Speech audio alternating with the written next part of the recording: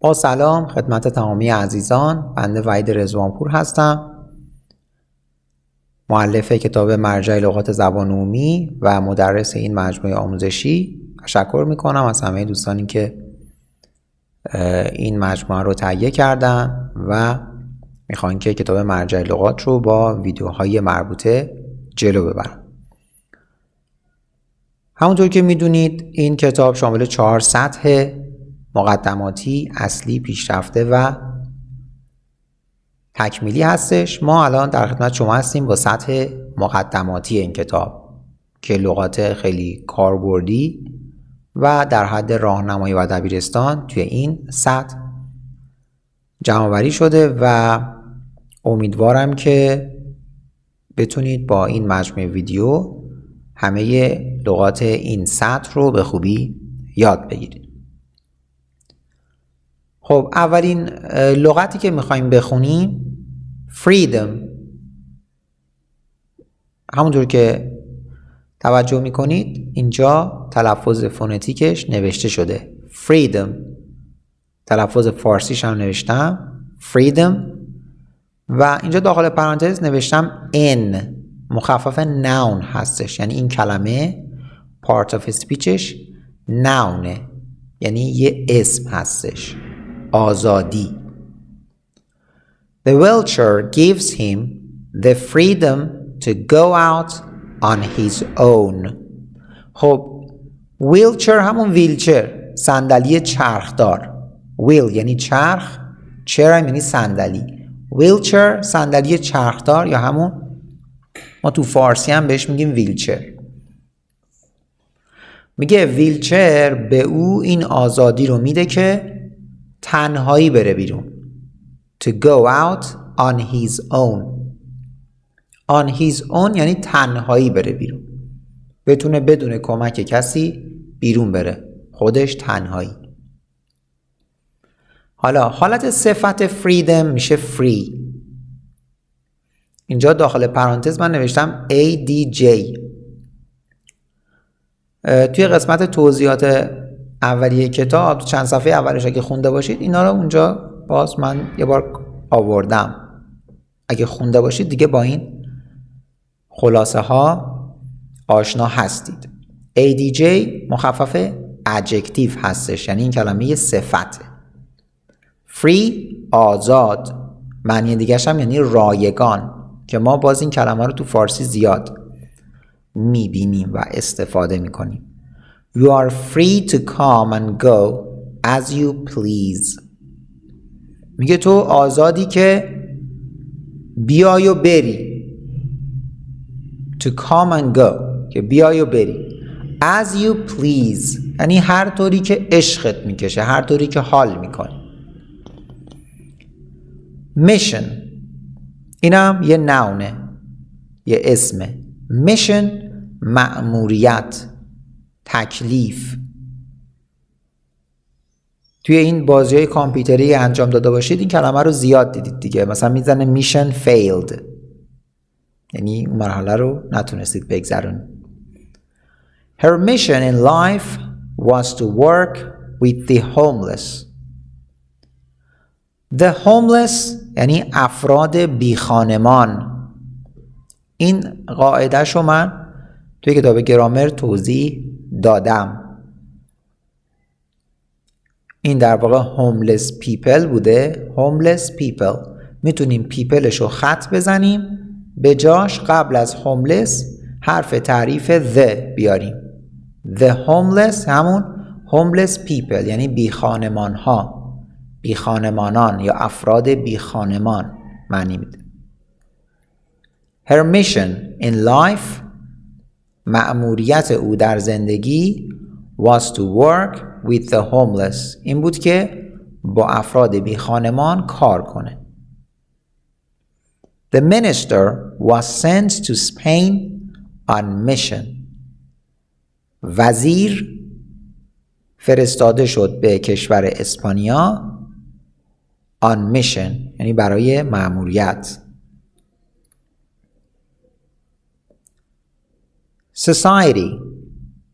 Society جامعه We live in an Islamic society. این ان در واقع A بوده چون کلمه بعد از A که ایسلامیک هستش با آوای صدادار شروع میشه، با ای شروع میشه، A تبدیل میشه به ان. باز اگه برید سراغ کتاب گرامر اونجا من این نکته رو بیشتر توضیح دادم. We live in an Islamic society. ما در یه جامعه اسلامی زندگی میکنیم. Social اجتماعی. Iran has serious social problems. ایران مشکلات اجتماعی جدی داره. She's a friendly social woman. او یه خانوم مهربون و اجتماعیه. Friendly یعنی مهربان. Sociology جامعه شناسی. I'll be teaching history and sociology next term. میگه من ترم بعد قراره که ترم بعد در حال تدریس درس تاریخ و جامعه شناسی خواهم بود. Sociology جامعه شناسی. Perfect عالی، کامل، یه صفته. His English is perfect. انگلیسی او عالیه، پرفکته. علی and سحر are a perfect couple یعنی زوج. علی و سحر یه زوج پرفکتن، یه زوج بی‌نقصن. Foe یعنی enemy، دشمن. Stupidity is our country's main enemy. حماقت دشمن اصلی کشور ماست. We must work together against the common foe. Common اینجا معنی مشترک میده، معنی رایج هم میده، اینجا معنی مشترک میده. میگه ما باید work together، باید با هم دیگه کار کنیم، باید با هم دیگه همکاری کنیم. Against the common foe در برابر دشمن مشترک. The common foe دشمن مشترک. Invite دعوت کردن. Invite دعوت کردن. Should I invite her to my birthday party? آیا باید او رو به مهمونی تولدم، به جشن تولدم دعوت کنم؟ Should I invite her؟ آیا باید او رو دعوت کنم؟ Why don't you invite her for a drink؟ میگه چرا او رو دعوت نمی کنی به یه نوشیدنی؟ حالت ناونش، حالت اسمش میشه invitation. یا کنید این invite من داخل پرانتز وی گذاشتم، مخفف ورب هستش، یعنی invite فعله به معنای دعوت کردن. حالت ناونش میشه invitation، دعوتنامه. As I expected, she accepted my invitation. میگه همونطوری که انتظار داشتم او دعوت مرا پذیرفت. She accepted my invitation. او دعوت مرا پذیرفت. ژانر یعنی ژانر، دسته، نوع. She must be the most influential writer in the genre. میگه او باید تأثیرگذارترین نویسنده توی این ژانر باشه. Influential writer نویسنده تأثیرگذار. The most یعنی تأثیرگذارترین. صفت عالیه که ما توی کتاب گرامرم اگه جلوتر برید میخونیمش. vegetarian هم میتونه اسم باشه هم میتونه صفت باشه، یعنی گیاهخوار، گیاهی. Our youngest daughter is a vegetarian. اینجا یه اسمه، یه نونه، چون قبلش A اومده و بعدش هم هیچ کلمه دیگه نیست، یعنی این A مخصوص ویژیتریانه و ما فقط برای اسمها، اونم فقط اسمهای قابل شمارش، میتونیم از A یا an استفاده کنیم. پس اینجا vegetarian یه نون هستش، یه اسم. باز توی کتاب گرامر اگه جلو برید این نکته‌ای که الان گفتم رو اونجا بیشتر و جامع‌تر توضیح دادم. Our youngest daughter is a vegetarian. میگه جوانترین یا کوچکترین دختر ما یه گیاهخوار. We had lunch in a vegetarian restaurant. ما نهار خوردیم توی یه رستوران گیاهی. had اینجا گذشته have هستش. یکی از معانی have معنی خوردنه. وقتی که بعد have یه وعده غذایی میاد، اون have معنی خوردن میده، معنی eat میده. We had lunch یعنی ما نهار خوردیم in a vegetarian restaurant توی یه رستوران گیاهی. Emotion احساس.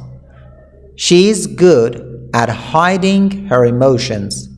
Hide یعنی پنهان کردن، قایم کردن.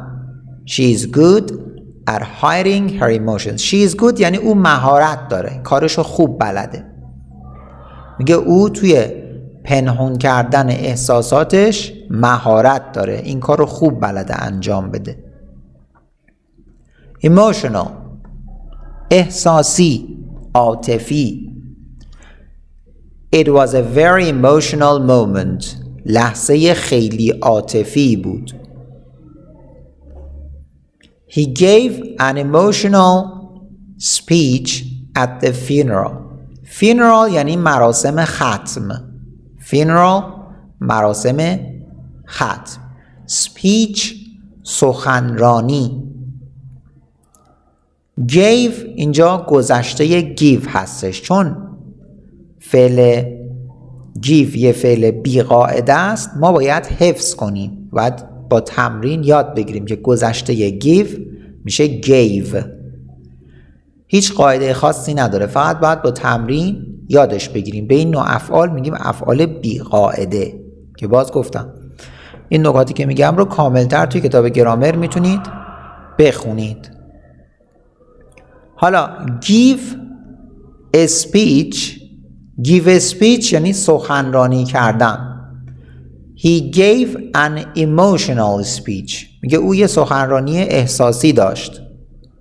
At the funeral توی مراسم ختم. Surface.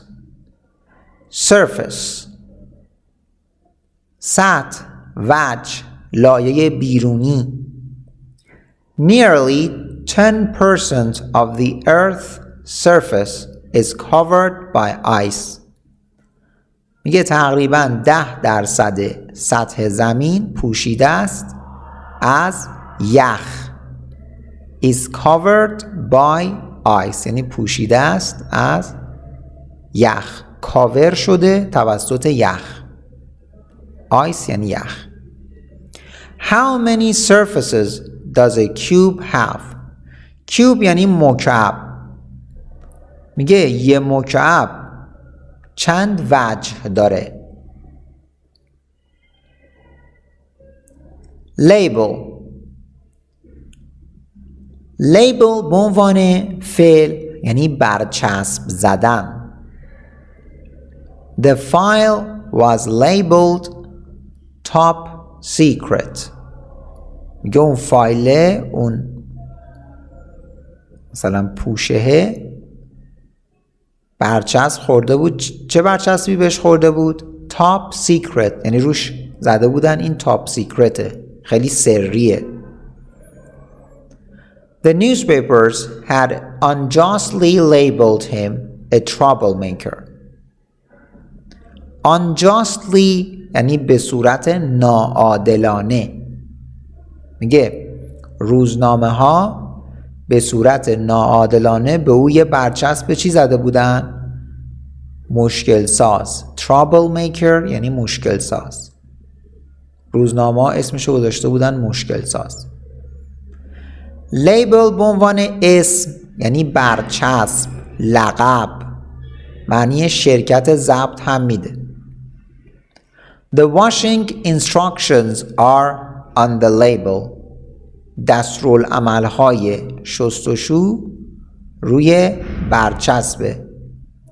Their new release on the صرف 21 label. حالا من صرف 21 میخونم به خاطر اینکه اسمشون صرف 21. یا مثلا اگه بخوایم انگلیسی بگیم O21. میگه ریلیس یا نسخه آهنگ جدید اونا در شرکت ضبط صرف 21. کلمه بعدی نیل 2 تا معنی مهم داره. اولیش میخ، دومیش ناخن. نیل. The key was hanging on a nail by the door. Was hanging on a nail یعنی آویزون بود. میگه کلید آویزون بود روی یه میخ by the door کنار در. She sat painting her nails. میگه او نشسته بود یا او نشست در حالی که داشت ناخوناشو رنگ میکرد. او نشست در حالی که داشت ناخوناشو رنگ میکرد.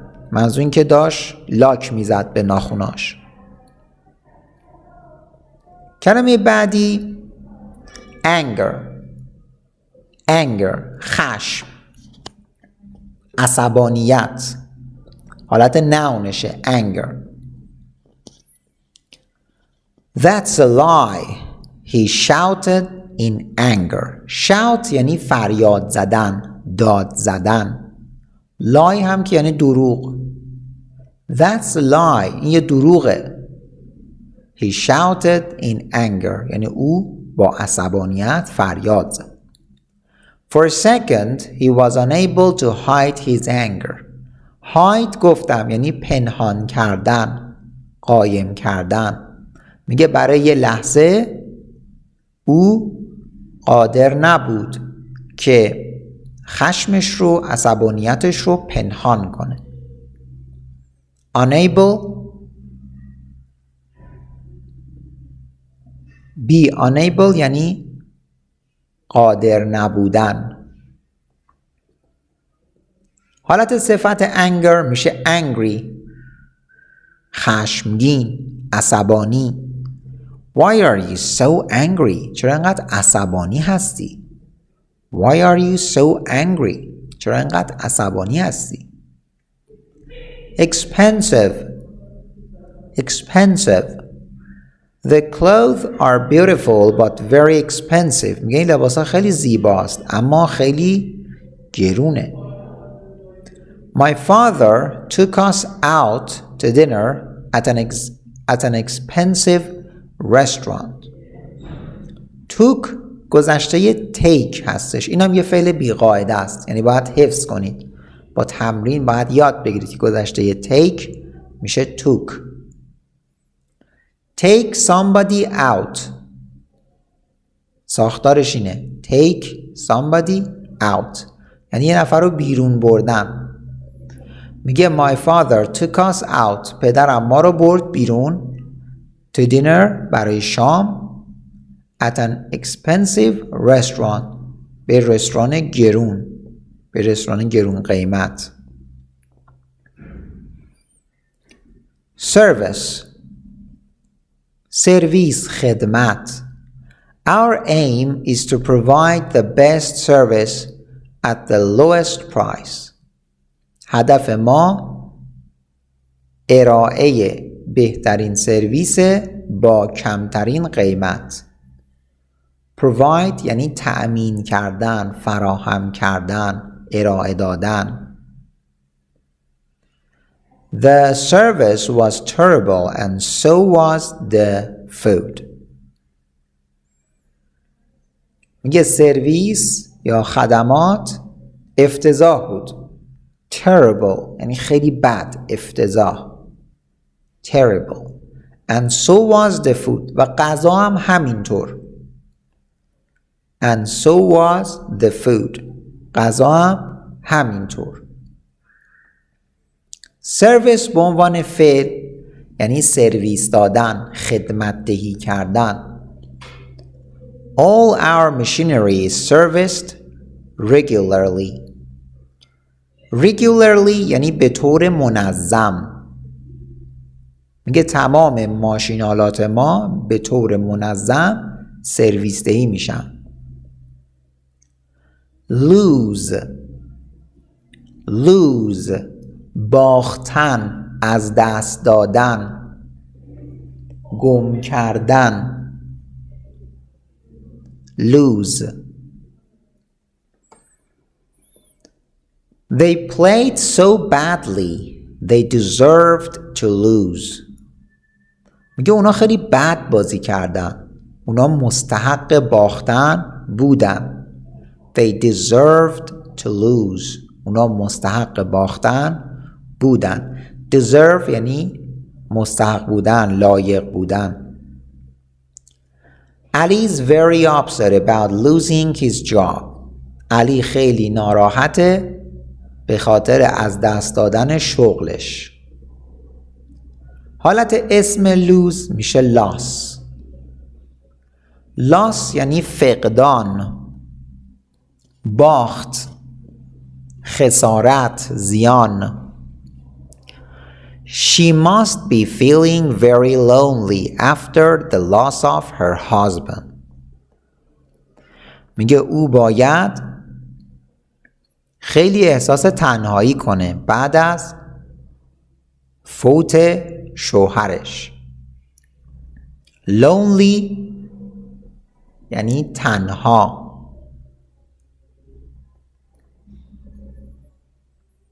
Brazil's 2-1 loss.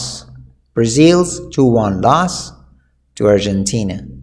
یعنی باخت 2-1 برزیل به آرژانتین. When به عنوان noun یعنی پیروزی. Win یعنی پیروزی. We haven't had a win for 3 games. یعنی 3 تا بازیه که ما نبردیم، ما بردی نداشتیم. It was an important win for Manchester United. یه برد مهم بود برای تیم منچستر یونایتد. Win به عنوان فعل پیروز شدن. Who do you think will win the next election? Election انتخابات. فکر میکنی چه کسی برنده انتخابات بعدی بشه؟ Who do you think will win the next election? فکر میکنی چه کسی برنده انتخابات بعدی بشه؟ He should have won that race, but he came third. Race 2 تا معنی مهم داره. یه معنیش یعنی نژاد، معنی دیگهش یعنی مسابقه. اینجا معنی مسابقه میده. میگه او باید برنده اون مسابقه میشد. But he came third. اما سوم شد. Industry صنعت. Industry. Industry is facing a serious labor shortage. صنعت در حال روبرو شدن با کمبود جدی نیروی کاره. Serious labor shortage. کمبود جدی نیروی کار. Labor یعنی نیروی کار. Weak یه صفته، به املاش دقت کنید. W-E W-E-A-K یعنی ضعیف. My grandfather had a weak heart. پدر بزرگ من قلب ضعیفی داشت. The country is in a weak position economically. کشور توی یه وضعیت ضعیفه. economically یعنی از نظر اقتصادی. weaken ضعیف کردن. Over the last 2 years, the president's position has weakened. در 2 سال اخیر جایگاه رئیس جمهور has weakened ضعیف شده. cost به عنوان فعل قیمت داشتن، هزینه برداشتن. How much does a house like that cost in America? یه خونه مثل اون چقدر قیمت داره در آمریکا؟ It costs a lot. یعنی قیمتش زیاده. It costs a lot. cost به عنوان اسم معنی هزینه میده. I offered to pay the cost of the taxi. من پیشنهاد دادم که هزینه تاکسی رو پرداخت کنم. pay یعنی پرداخت کردن. offer پیشنهاد دادن. I offered to pay the cost of the taxi. من پیشنهاد دادم که پرداخت کنم هزینه تاکسی رو. We have to cut costs in order to remain competitive. اینجا cut منظور کاهش دادنه. have to یعنی مجبور بودن. have to یعنی مجبور بودن یا معنی باید میده، یا باید اجباری. in order to یعنی تا، به منظور برای، تا اینکه، و remain یعنی ماندن، باقی ماندن، و competitive یعنی رقابتی، از کلمه compete میاد. compete یعنی رقابت کردن، competitive یعنی رقابتی. میگه ما باید هزینه ها رو کاهش بدیم. We have to cut costs. ما باید هزینه ها رو کاهش بدیم. In order to remain competitive تا بتونیم، تا در واقع رقابتی بمونیم. In pairs یعنی به صورت جفت، در گروه های دوتایی.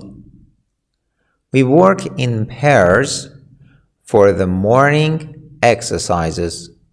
میگه ما در گروه های دوتایی کار میکنیم برای تمرین های صبحگاهی. یعنی 2 به 2 با هم دیگه تمرین میکنیم. Please do the next exercise in pairs. میگه لطفاً تمرین بعدی رو دوتایی انجام بدید، به صورت جفتی انجام بدید. و آخرین کلمه experiment. experiment به عنوان اسم یعنی آزمایش، تجربه. Experiments have shown that the theory is not true. theory همون تئوری، ما تو فارسی میگیم تئوری یا فرضیه. true یعنی درست. false یعنی غلط. true یعنی درست. اینجا shown شکل سوم فعل شو هستش. حالا اینکه شکل سوم فعل چی و اینا توی کتاب گرامر اگه حالا جلوتر برید اون کتاب رو توضیح دادم. الان اینجا زمان ما توی این جمله زمان حال کامله. از کجا میفهمیم؟ به فعل نگاه میکنیم. فعلمون چیه؟ have shown. have shown این قسمت زمان حال کامل این قسمت زمان حال ساده است. is not true. اوکی. پس این قسمت اول experiments have shown زمانش حال کامله. ساختار زمان کامل چیه؟ have یا has به علاوه شکل سوم فعل. have shown ما به این میگیم present perfect یا زمان حال کامل. آزمایشا نشان داده اند که این تئوریه is not true درست نیست. experiment به عنوان فعل یعنی آزمایش کردن، تجربه کردن. I would defend the right of scientists to experiment on animals. میگه من دفاع میکنم از حق و حقوق دانشمندا برای آزمایش روی حیوانات. She admitted she had experimented with cocaine. میگه او admit یعنی اعتراف کردن، پذیرفتن، اقرار کردن. کوکین هم که همون یعنی کوکائین. میگه او اقرار کرد که تجربه استفاده از کوکائین رو داشته قبلا. She admitted این قسمتش که زمانش گذشته ساده است. She admitted فاعل اومده بعد شکل گذشته فعل و اینجا she had experimented نکنید had به علاوه شکل سوم فعله که میشه past perfect یعنی گذشته کامل. فرقش با حال کامل اینه که دیگه به جای have و has ما یه had داریم یعنی گذشته have و has رو ما قرار میدیم توی past perfect یا گذشته کامل. اینا رو براتون میگم که ذهنیتی داشته باشید وقتی رفتید سراغ کتاب گرامر اونا رو بهتر یاد بگیرید. او اقرار کرد که تجربه استفاده از کوکائین رو داشت. حالت صفتش هم میشه experimental. experimental یعنی آزمایشی، تجربی. experimental animals حیوانات آزمایشی. خب ما درس 1 رو با همدیگه خوندیم. خودتون دوباره سعی کنید که یه بار دیگه لغات این درس رو برای خودتون بخونید و حالا از اپلیکیشن ممرایز هم اگه بتونید استفاده کنید خیلی عالی میشه در کنار خوندن کتاب و این ویدیوها. هر درسی که الان مثلا ما با هم دیگه اینطوری خوندیم خودتون یه بار دیگه اینجا لغاتش رو مرور کنید و یا مثلا بگید یکی از حالا دوستانتون، یکی از اعضای خانواده‌تون که میتونه ازتون بپرسه این کلمات رو، ببینید که خوب یاد گرفتید یا نه و بعدش برید همین درس رو از اپلیکیشن رایگان ممرایز هم بخونید که من توضیحاتش رو توی کانال تلگرام ممرایز هلپ گذاشتم. حالا باز اگه نتونستید پیداش کنید یا حالا مشکلی داشتید میتونید توی تلگرام به خودم پیام بدید به آیدی وحید رضوانپور. آیدی تلگرامم وحید رضوانپور که پورش به صورت OU نوشته میشه، سر همه دیگه هیچی نداره، وحید رضوانپور. خب امیدوارم که این ویدیو براتون مفید بوده باشه. بالا در خدمت شما هستیم با درس بعدی این سطح.